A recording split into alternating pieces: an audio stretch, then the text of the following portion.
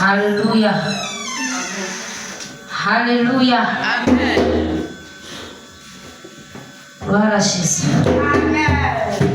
Gloire à Jésus. Bien-aimés, nous allons prendre nos Bibles. Notre thème de ce soir, enfant de Dieu. Adore le Créateur et non la créature. Alléluia. Nous allons prendre nos Bibles dans le livre des Deutéronomes. Prenez d'abord Ésaïe 45, le verset 8. 45, 5 à 8. Le verset 5 à 8. Nous allons nous tenir debout. Je demande un lecteur. Hein? Ésaïe 45, verset 5 à 8. Je lis au nom de Jésus. Je suis l'Éternel, et il n'y en a point d'autre. À part moi, il n'y a point de Dieu. Je t'ai saint, avant que tu me connaisses. C'est afin que l'on sache, du soleil levant au soleil couchant, qu'à part moi, il n'y a point de Dieu. Je suis l'Éternel, et il n'y en a point d'autre. Je forme la lumière et je crée les ténèbres. Je donne la prospérité et je crée l'adversité. Moi, l'Éternel, je fais toutes ces choses. Verset 8. Que les cieux répandent d'en haut et que les nuées laissent couler la justice. Que la terre s'ouvre, que le salut y fructifie. Et qu'il en soit, et qu'il en sorte à la fois la délivrance. Moi, l'Éternel, je crée ces choses. Amen. Amen.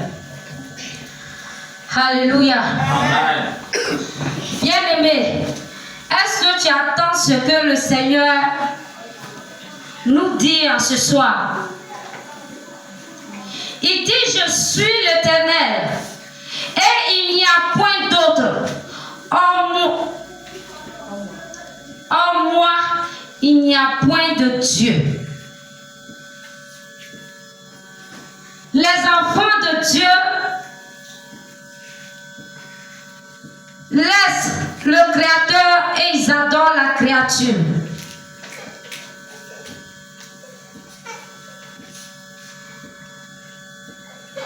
Il dit, il est le seul Dieu et il n'y a point d'autre.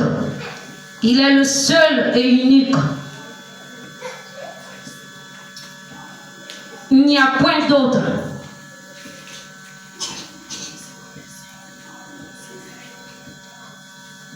On va voir un peu ce qu'il a dit dans le livre des Deutéronomes 5, le verset 9. Deutéronome 5, verset 9. On va commencer à 8. Deutéronome 5, verset 8. Pardon. 6. Oui, il faut commencer par 6. Je suis l'Éternel ton Dieu, qui t'a fait sortir du pays d'Égypte, de la maison de servitude. Tu n'auras point d'autre Dieu devant ma face. Tu ne te feras point d'image taillée, de représentation quelconque, des choses qui sont en haut dans les cieux, qui sont en bas sur la terre, et qui sont dans les eaux, plus bas que la terre. Tu ne te prosterneras point devant elles, et tu ne les serviras point. Car moi, l'Éternel, ton Dieu, je suis un Dieu jaloux, qui punit l'iniquité des pères sur les enfants jusqu'à la 3e et à la 4e génération de ceux qui me haïssent, et qui fait miséricorde jusqu'en 1000 générations à ceux qui m'aiment et qui gardent mes commandements. Tu ne prendras point le nom de l'Éternel ton Dieu en vain, car l'Éternel ne laissera point impuni celui qui prendra son nom en vain. Amen. Amen. Alléluia. Bien-aimés, voilà ce que le Seigneur nous dit encore ici. Il dit, tu ne te feras point d'image taillée, au verset 8. Il a dit au verset 8,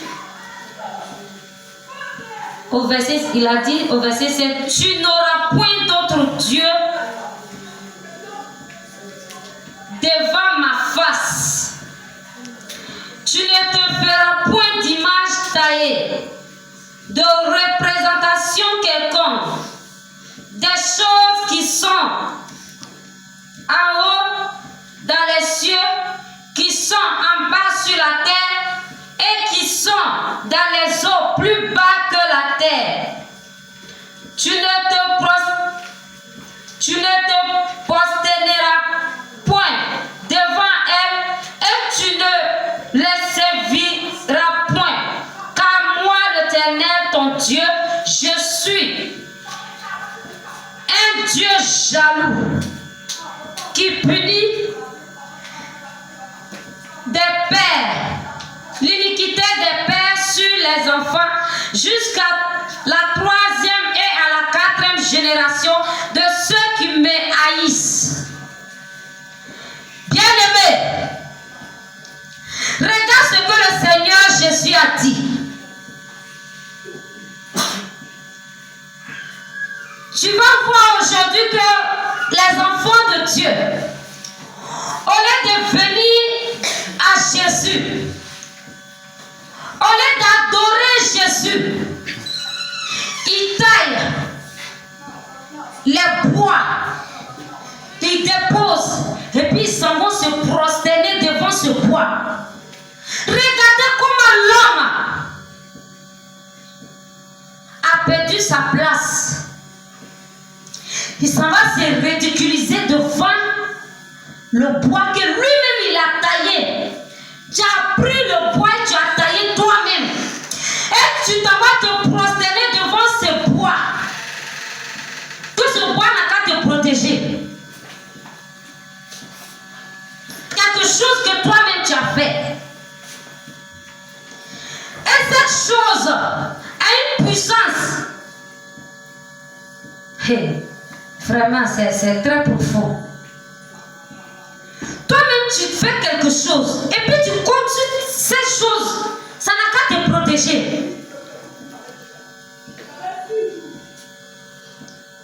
Tu ramasses la terre, tu mets l'eau. Tu prends, tu mets ensemble. Et puis tu égorges les poulets, les chèvres. Au fur et à mesure que tu verses le sang sur le sable, ça devient noir. Les fétiches, tu t'en vas te prosterner devant. La terre que toi-même tu as mélangée avec l'eau.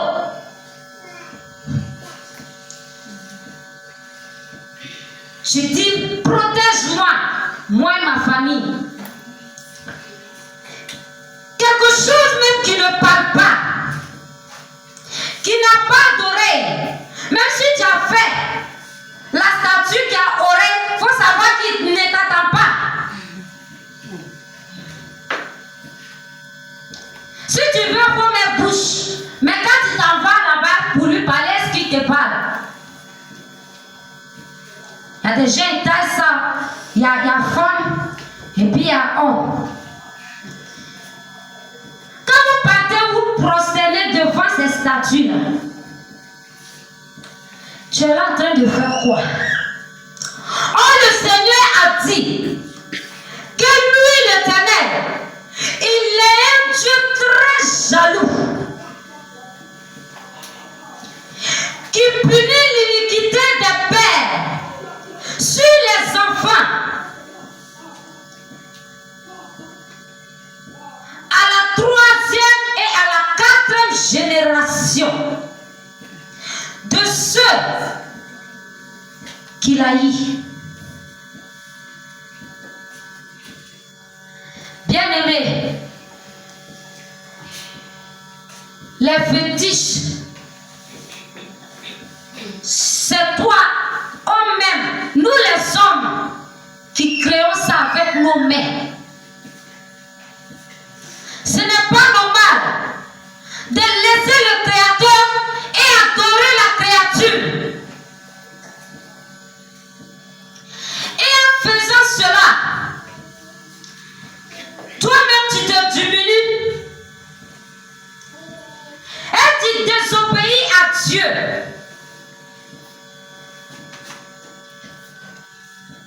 Et en faisant cela, il y a la souffrance dedans.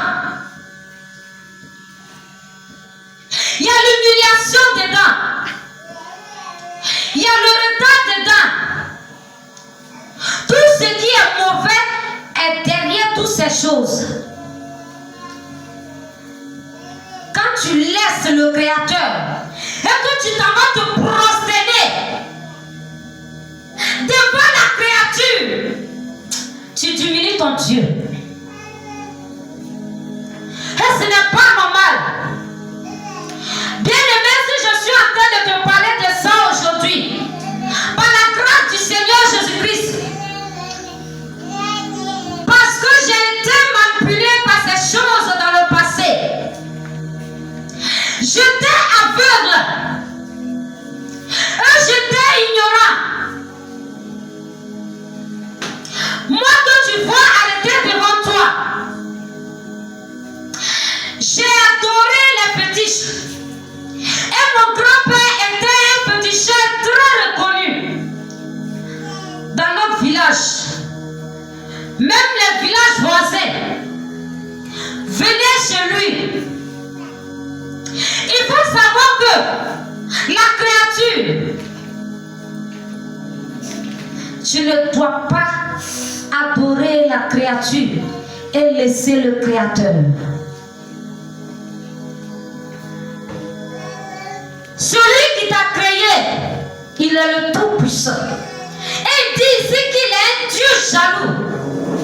Parce qu'en te voyant, quand il te voit adorer ces choses, quand il te voit adorer la créature, ça lui fait mal.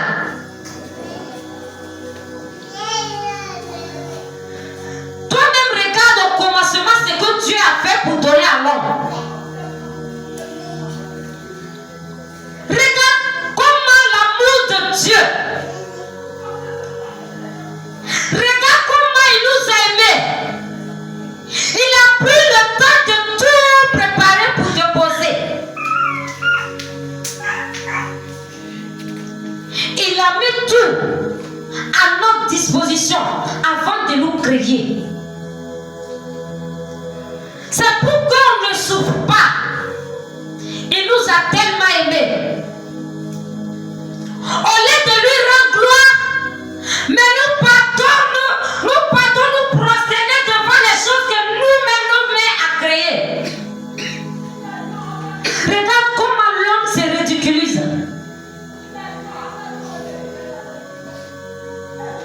Répétons-nous. Adorons le Créateur et non la créature. Comme je suis en train de vous dire, j'étais la fille d'un grand féticheur reconnu. Mais j'ai failli mourir dans ses mains. Malgré qu'il était féticheur, les gens roulaient les voitures pour venir. Mais sachez que quand ces personnes venaient pour demander de l'aide aux fétiches, pas parce qu'il n'y avait pas guérison, il y avait guérison, mais qu'est-ce qui était derrière cette guérison?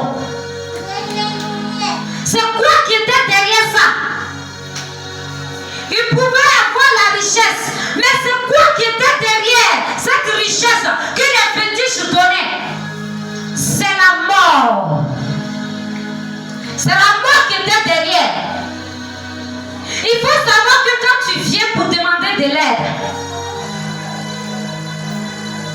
n'était pas une aide parfaite, mais c'était une aide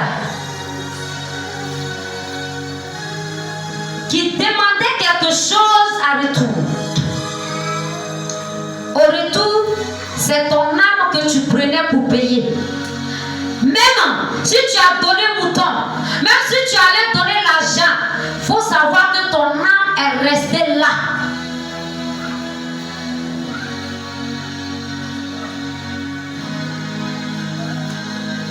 Moi que je suis arrêté là, les fétiches que je suis en train de parler de ça, moi-même j'ai chargé Canary des fétiches là. C'est moi qui chargeais ça.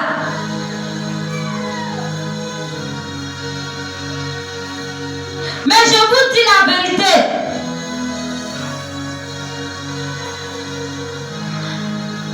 Aujourd'hui, je rends gloire à Dieu. Parce que la paix, l'amour, la joie que je n'ai jamais connue dans le passé, aujourd'hui, je rends gloire à Dieu.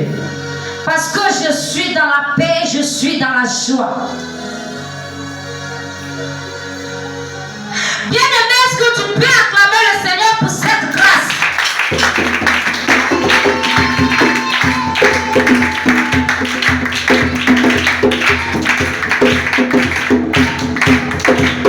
Alléluia. Dans ces fétiches-là, les enfants de mon grand-père,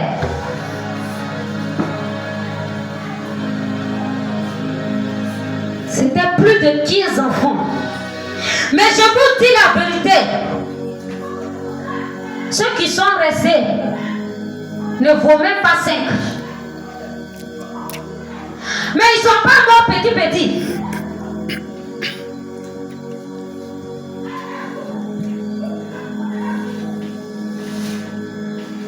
C'était devant ces fétiches-là.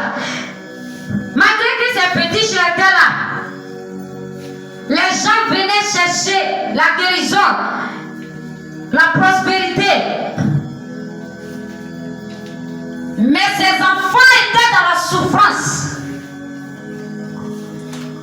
Quand je parle de souffrance, je sais de quoi je suis en train de vous parler. J'ai souffert. Mais voilà arrêté devant vous. Je suis la seule qui a été mariée légalement dans toute la famille. Et c'est par la grâce du Seigneur Jésus. Amen. Grand frère, grand soeur, tant comme oncle. C'est un qui ont pu faire d'autres. Il y a d'autres, les enfants sont en train de vieillir. Même 1000 francs, ils ne sont pas allés donner à la famille de à soi-disant femme, parce que c'est un mensonge. Tu n'as pas doté une fille, puis tu l'appelles ta femme. C'est un mensonge. Et il faut savoir que, de toute façon, mon grand-père n'a pas voulu adorer le Seigneur et qu'il a décidé d'adorer les fétiches. Voilà les conséquences. Mes parents, personne, je dis bien personne. Il n'y a pas quelqu'un, tu vas dire que telle personne là, ça va chez lui, il n'y a pas. Celui que ça allait chez lui là, il était venu en Côte d'Ivoire ici, il avait des champs, c'est lui qui prenait soin de nous, qui nous mettait à l'école, qui achetait les vêtements. Quand il a pris décision de venir voir le pays, comment ça va, je vous dis la vérité. Il est venu, il a fait 3 mois, ça n'a même pas duré. Quand il a décidé de retourner ici en Côte d'Ivoire, il a dit il a mal au ventre. Il n'a pas fait 3 jours dans le mot de ventre là, il est mort là. Aujourd'hui, on ne sait pas, je ne sais pas si ce sont les oiseaux qui s'occupent de ces gens qui sont ici. Pourquoi? La désobéissance.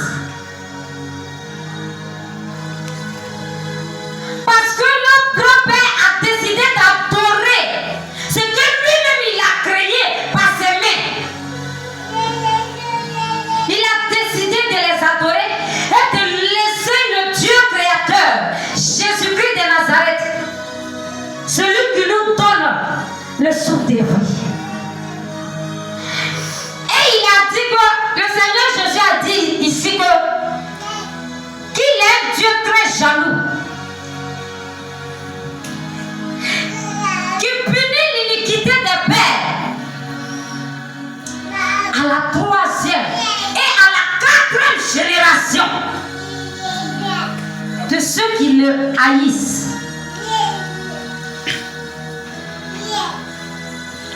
Quand je suis venue pour ma délivrance, je n'ai même pas dit à quelqu'un que mon grand-père est un féticheur. Je n'ai pas dit ça. Mais il y a eu un jour à l'intercession, j'ai donné un sujet comme ça, ils n'ont qu'à prier pour ma famille. Je veux que ma famille cherche Jésus. J'ai donné le sujet comme ça. Mais lorsqu'ils ont commencé à prier, le Seigneur avait saisi une servante de Dieu pour dire que ce que ta famille est en train de vivre aujourd'hui, c'est à cause de ton grand-père. Parce qu'on lui a dit qu'il doit servir le Seigneur, qu'il est un serviteur de Dieu. Mais il n'a pas écouté. Il a laissé. Puis il a choisi de servir les fétiches. Il a choisi d'être un féticheur. Et quand il a décidé de servir les fétiches, voilà ce que ses enfants et les enfants de ses enfants et nos enfants sont en train de subir aujourd'hui à cause de lui.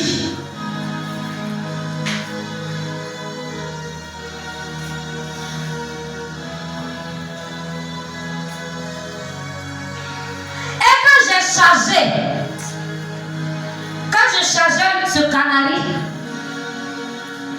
parce que c'était étape par étape. Notre aînée d'abord a chargé ce canari de fétiche. Elle était une fille. Et ce sont les filles qui chargent le canari des fétiches.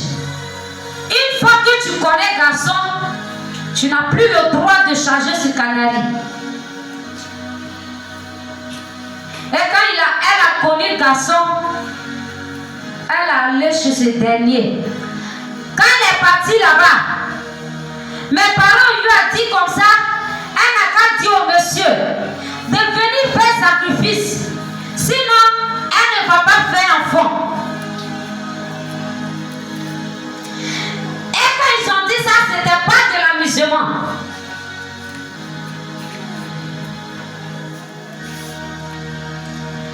Elle s'est entêtée. Elle n'est pas venue. Le monsieur n'est pas venu. Pourquoi? Parce que le monsieur où elle allait se mettre avec ce monsieur-là, ce monsieur aussi est dans les fétiches. Et ils ont dit comme ça, même s'ils ne sont pas venus faire sacrifice, et qu'ils ont fait sacrifice pour le monsieur, ça va aller. Conséquence de ça, elle est tombée enceinte. Quand elle est tombée enceinte, 6 mois, ça chauffait sur elle. Quand ça chauffait, d'après eux, que les fétiches sont en train de réclamer. La sorcellerie s'est basée sur la désobéissance. Vous voyez, non? La désobéissance devant le Seigneur. Le diable a copié sur Dieu. Parce qu'elle a désobéi, à la dernière minute, ils se sont ramassés. Le soir, un soir comme ça, ils sont arrivés. La voilà en train de crier par-ci, par-là. Là, le monsieur va courir. Je ne peux pas appeler ça mariage parce qu'il a pu faire d'autres. C'est comme son fiancé. Il a commencé à courir par-ci, par-là. Envoyer poulet, envoyer pétard. Qui ne peut pas, s'ils ont tué un chèvre ou bien mouton, que l'enfant qu'elle porte ne va pas pouvoir vivre. Donc ils vont tuer poulet. où ils étaient en train de faire ça, c'était déjà trop tard. Elle a fait fausse couche là.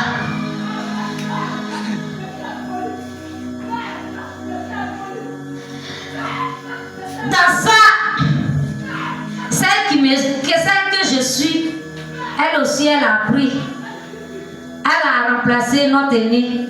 C'est elle qui avait commencé à charger le canari. Quand elle aussi, elle a connu garçon, elle est quittée là. Et c'était moi, j'étais là. Elle aussi, elle a pris grossesse. Tout ça n'a pas de mariage, hein? Elle a pris grossesse. Elle a souffert avec grossesse là jusqu'à... Parce qu'ils n'ont pas fait ce sacrifice là. Elle a accouché. Quand elle a accouché, réclamation, les sorcelleries sont basées dessus encore. Et l'enfant qui tète, il a arrêté. Il ne prend plus rien, même l'eau. Son ventre, voilà ça. Son corps chauffe. On purge l'enfant là. L'enfant l'a fait sortir l'eau là seulement. L'eau qu'ils ont mis dans son ventre. Il fait ressortir ce taux là. Tel qu'ils ont mis. Pas même petit caca qui suit ça. Le ventre là est toujours là. Jusqu'à ce que le monsieur qu'elle aussi elle était avec là, a décidé de venir faire le sacrifice. Quand ils ont fini de faire ce sacrifice, et sorcellerie.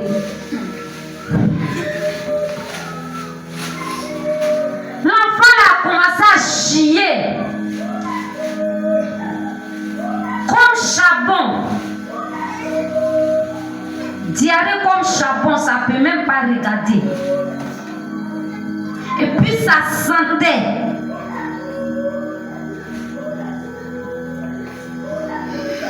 Dans ça là, ça arrivait sur moi maintenant. J'attendais mon tour.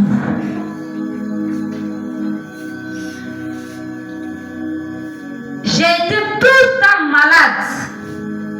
Tout le temps malade. Je ne savais pas où aller. Oh, mon grand-père soignait bien les gens. Tellement il avait confiance à ses fétiches.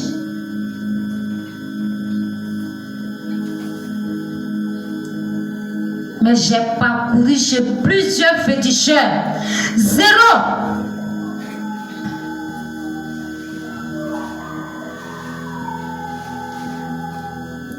Et je disais comme ça que quand je vais sortir là, quand je vais aller me marier là, tout ça là va finir. Je ne comprends pas. On dit mon grand-père soigne. Moi j'ai toutes les maladies, mais zéro. J'ai problème d'oreille. J'ai problème des yeux. Ma tête est en train de pourrir. Mon ventre. C'est pas normal.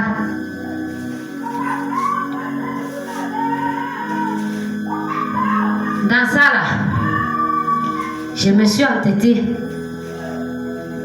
Moi aussi, je suis allée prendre grossesse. Quand j'ai pris grossesse, douleur de ça, je ne pouvais pas dormir sur les deux côtés. Je dormais seulement sur un côté.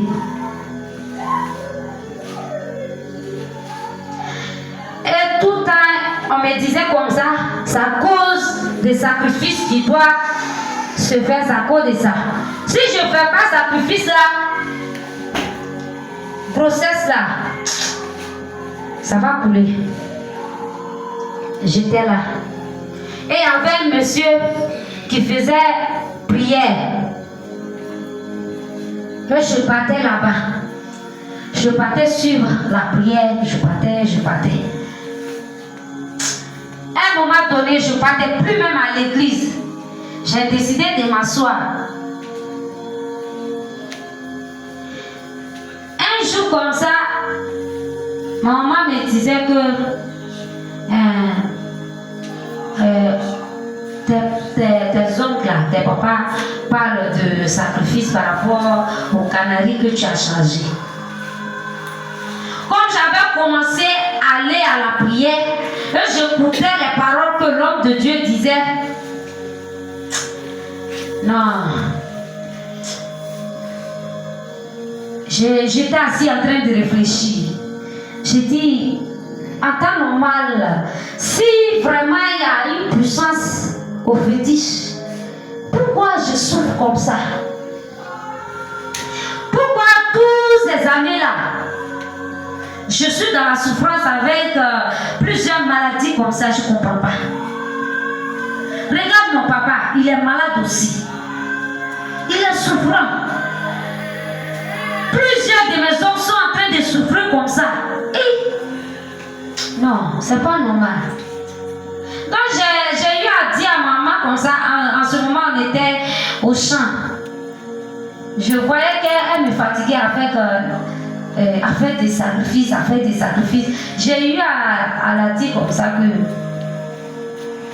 maman, en tout cas, je ne sais pas qui est sur toi comme ça d'aller me dire d'aller dire à celui qui m'a enceinté, il n'a qu'à venir faire sacrifice. En tout cas, celui qui m'a enceinté, il m'a dit que lui, il va à l'église. Et c'est que moi aussi, je m'en vais écouter de l'autre côté.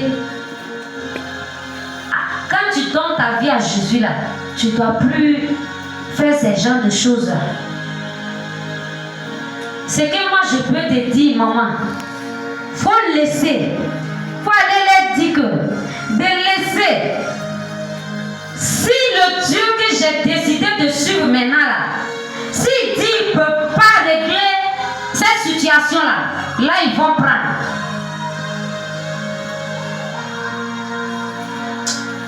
Je ne sais pas, mais le Seigneur a mis caché sur cette parole que j'ai eu à prononcer. Amen. Par l'aide de son Esprit Saint. Gloire à Jésus.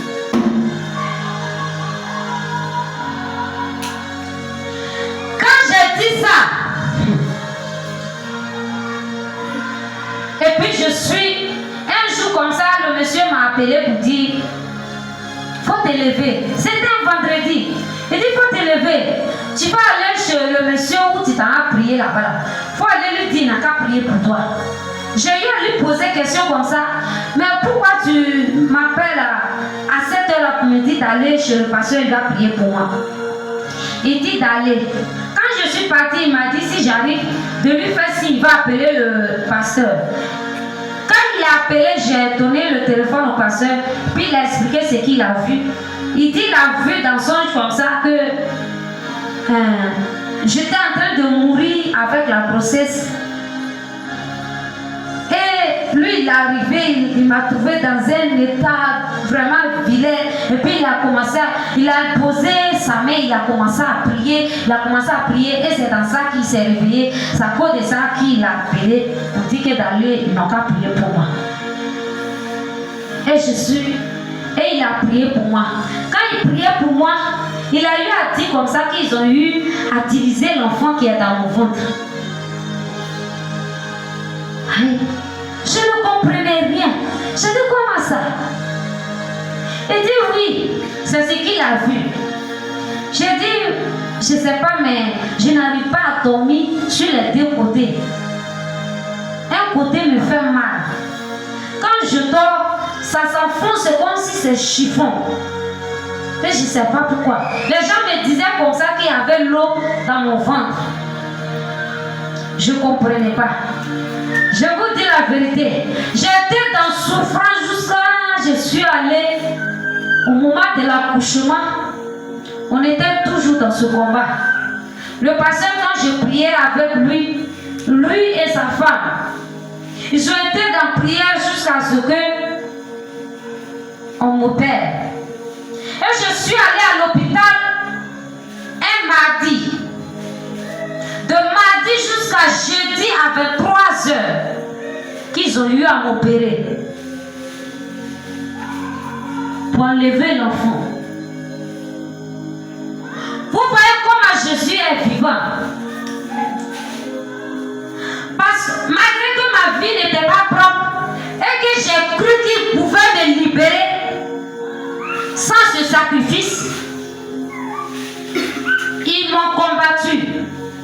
voilà mes 2 enfants sans sacrifice. Je n'ai pas obéi à ce qu'ils ont demandé. Les 2 enfants sont en vie. Mais mes grands soeurs, comme ils ne se sont pas donnés à Jésus, et ils ont cru au fétiche, ils sont dans la souffrance.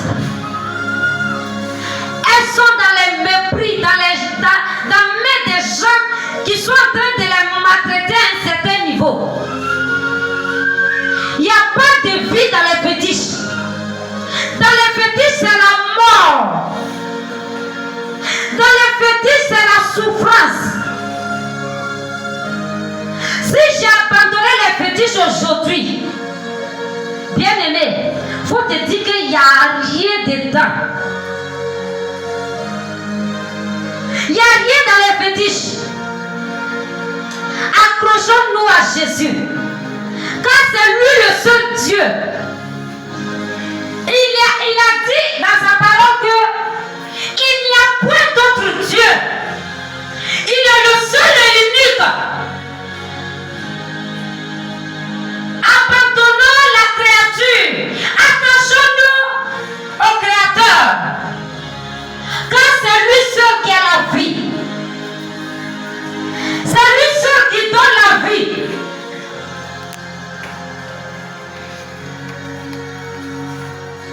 J'ai été maltraité par ces esprits-là.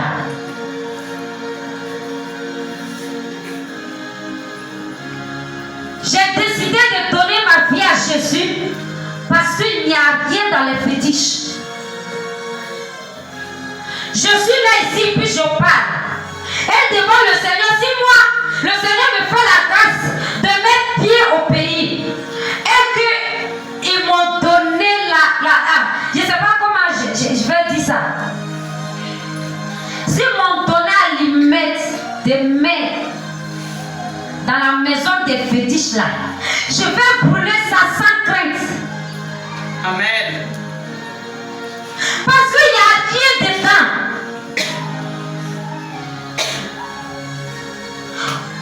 Mon oncle, il est venu. Il y a un homme qui est en Côte d'Ivoire ici. Il est venu au moment de mon mariage. Au moment où ils étaient en train de prier pour bénir notre mariage, j'étais sous onction. Et son ami qui l'avait suivi comme ça, lui a dit que il y a pas de bien comme ça. Ou bien, médicament de fétiche n'est plus dans son corps. J'ai dit, oh, quand après il m'a dit ça, j'ai dit, oh, le Seigneur t'a touché vraiment. J'étais dans la révélation. Parce que médicament de fétiche là n'est plus à moi. Et c'est le Seigneur qui est dans mon corps maintenant. Amen.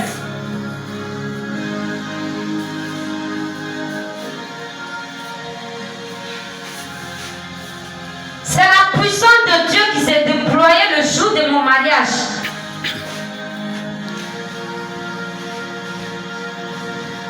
Et son Dieu a dit comme ça, votre église là, les gens s'aiment comme ça, pourquoi ils nous ont accueillis comme ça? Il a dit, vous voyez, j'ai dit à mon nom comme ça, regardez, vous étiez combien? Plus de 15 personnes, presque 20. Mais aujourd'hui, vous êtes combien? Vous êtes combien?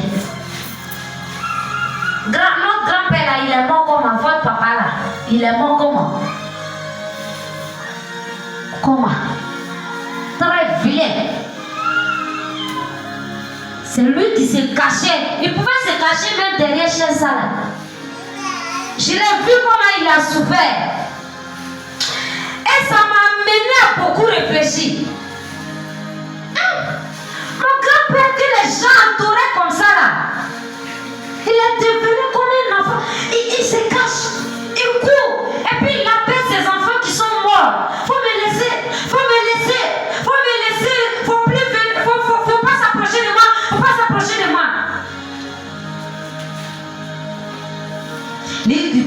que si quelqu'un, tu as eu à tuer quelqu'un et que la personne,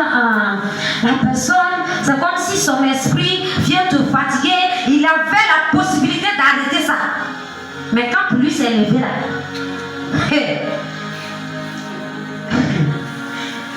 tu pouvais le voir se cacher derrière ce petit truc là. J'ai dit, mais le vieux, il est là fait quoi comme ça? Il est là fait quoi comme ça? Il n'est pas sérieux. Ah! C'est pas vrai. Il se cache parce que les esprits sont en train de le poursuivre. C'est pas vrai. Et puis dans ça, si le diable me voit sur sa tête, sur ta tête, c'est pas bien, c'est pas bien du tout. C'est en Christ que j'ai compris toutefois que ma maman disait à mon papa comme ça que je vais aller à l'église. Parce qu'il y a eu un jour où il y a quelqu'un qui est décédé, qui était un serviteur dans l'église Assemblée de Dieu. Et puis ma maman allait assister à ça. Donc quand ma maman est quittée là-bas pour venir, elle a dit que de toute façon ils ont eu à prêcher là-bas, la parole de Dieu qu'ils ont eu à dire là-bas. Là. En tout cas, elle va aller se donner à Jésus. Hey! Ça n'a pas été facile. Mon papa s'est mis dans tous ses états. C'est quoi ma maman a allé écouter là-bas. Et puis elle vient dire comme ça, elle va aller à l'église. Même quand moi-même j'ai décidé d'aller écouter la prière, mon grand frère était dans tous ses états pour dire que quelque chose que tu es né trouver. Tu es né trouver, tes grands-parents ont adoré, ton papa a adoré. Toi-même tu étais dedans, un coup comme ça, tu dis que tu n'es plus dans ces choses. Ou bien c'est la mort que tu veux. J'ai dit oui. Si les fétiches sont vrais là, moi je vais mourir. Mais si c'est faux, je ne vais pas mourir. Ils se sont levés comme ça pour dire que il y a parmi les enfants de mon papa, il y a quelqu'un qui va mourir par un empoisonnement. J'ai dit, mais pourquoi? Et mon grand frère est sorti pour aller chez un autre féticheur pour aller prendre poudre noire qu'on n'a qu'à boire. Jean, je ne sais pas comment il dit ça. Quand on va te donner ce médicament, tu vas boire. Quand le poison va rentrer, ça ne va pas pouvoir te faire quelque chose. Moi, j'ai dit, moi que vous voyez là, si je suis couché ici, et qu'ils ont dit que c'est le médicament noir là qui a me fait lever là, en tout cas, laissez-moi. Ne me donnez pas ça. Mais ce médicament là, je ne veux pas. Ce médicament là, moi je ne veux pas ça.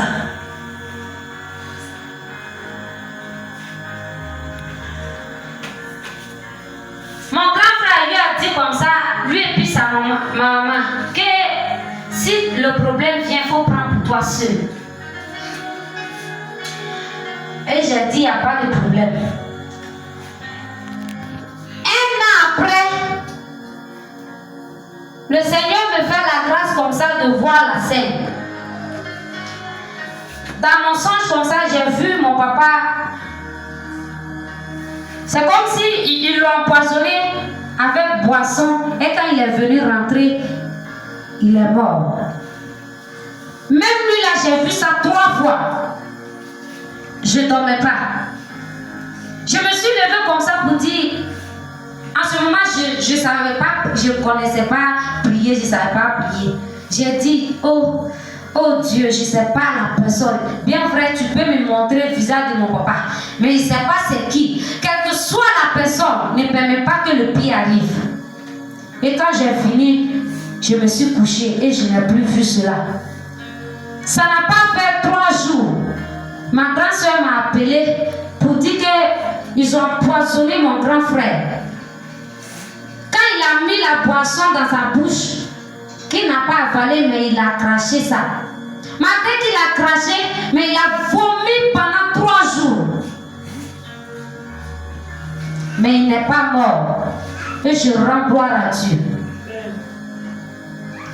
Malgré que je n'étais pas encore dans la sanctification, mais le Seigneur, par sa grâce, a épargné ça parce que j'ai prié à son nom.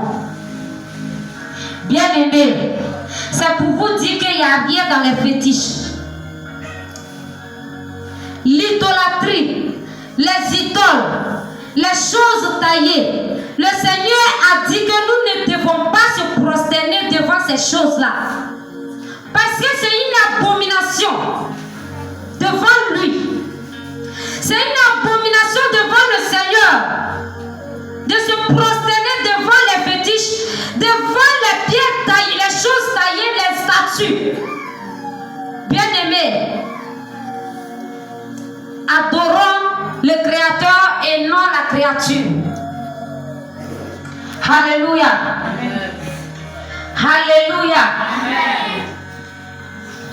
Bien-aimé, est-ce que tu as écouté ce que le Seigneur t'a dit?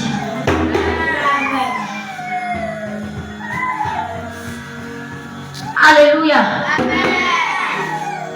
Si tu crois à Jésus, si tu crois qu'il est le seul Dieu qu'on doit adorer, il est le seul Créateur qu'on doit adorer, tu vas te lever, tu vas l'acclamer puissamment.